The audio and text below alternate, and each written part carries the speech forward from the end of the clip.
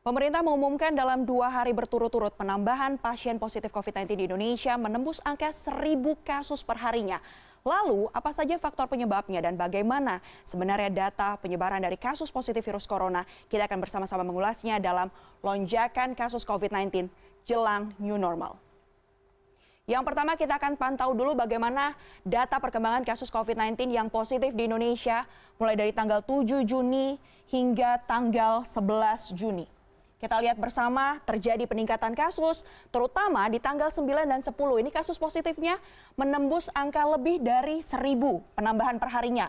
Di kemarin bahkan ini lebih dari 1.200 ya. Sementara untuk hari ini memang terjadi penurunan, tapi jumlahnya ini masih tinggi. Hampir 1.000 kasus, kita lihat bersama di sini.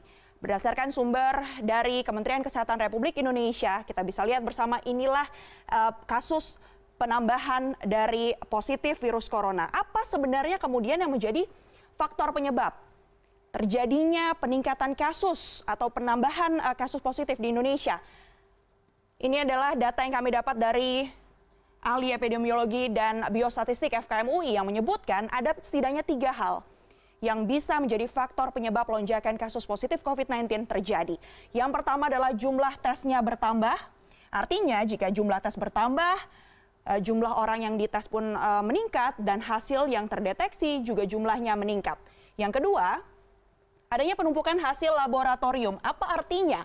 Artinya ini adalah hasil-hasil lab beberapa hari diumumkan kemudian pada satu hari yang sama. Ini pun dikonfirmasi oleh ahli dari FKM UI yang menyebutkan bahwa hal ini memang sering terjadi di Indonesia berdasarkan analisis dan laporan yang mereka lakukan. Begitu. Yang ketiga, ini yang sama-sama kita takutkan ya. Terjadi lonjakan kasus positif karena memang transmisi meningkat. Artinya penyebaran virus corona ini masih terus terjadi dan terus meningkat di Indonesia. Lalu, apa yang seharusnya kita lakukan? Berikut ini adalah pernyataan dari ahli kesehatan masyarakat Universitas Indonesia. Hasil analisis kami juga memperlihatkan semakin sedikit orang yang tinggal di rumah pada masa PSBB itu kasus akan meningkat. Nah, kalau kasus sudah meningkat, sebetulnya PSBB bisa diketatkan lagi. Jadi artinya pelonggaran PSBB itu bukan tidak bisa diketatkan lagi. Jadi kalau kasusnya meningkat, untuk menjaga supaya tidak terjadi epidemi yang luas, bisa saja kita lakukan PSBB lagi seperti yang sudah pernah dilakukan. Nah, jika terjadi lonjakan kasus kembali, ini harus segera bisa dideteksi, bisa diisolasi, dan juga pelayanan kesehatannya harus siap untuk melakukan perawatan pasien-pasien dengan COVID-19 ini kalau terjadi lonjakan kembali. Jadi itu harus siap sebetulnya waktu saat melakukan PSBB transisi. Itu tadi ya faktanya peningkatan kasus ini masih terus terjadi di Indonesia di masa jelang menuju ke new normal. Kita akan lihat bersama, ini dia provinsi-provinsi yang memiliki kasus COVID-19 yang tinggi. 3 diantaranya adalah DKI Jakarta, Jawa Timur, dan Sulawesi Selatan. Kita akan ke Sulawesi Selatan terlebih dahulu. Ini dia angkanya.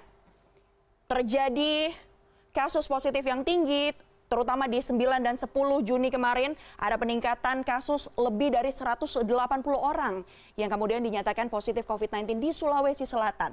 Di hari ini, di 11 Juni juga terjadi peningkatan 141 kasus. Lalu seperti apa di Jawa Timur? Di Jawa Timur jumlah kasusnya juga terus meningkat. Dari 220 meningkat menjadi 273 dan hari ini ada 297 orang yang kemudian dinyatakan positif COVID-19.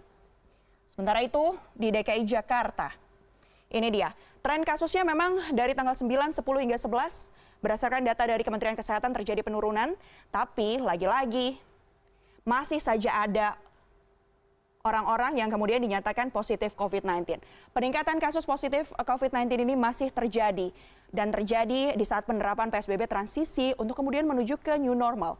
Dan hal ini pun mengingatkan kita untuk kembali sadar akan pentingnya terus disiplin menerapkan protokol kesehatan dalam kehidupan sehari-hari. Jangan lupa untuk terus menggunakan masker, menerapkan physical distancing, jarak aman 1 meter hingga 1,5 meter antar orang, dan harus selalu ingat untuk menghindari kerumunan.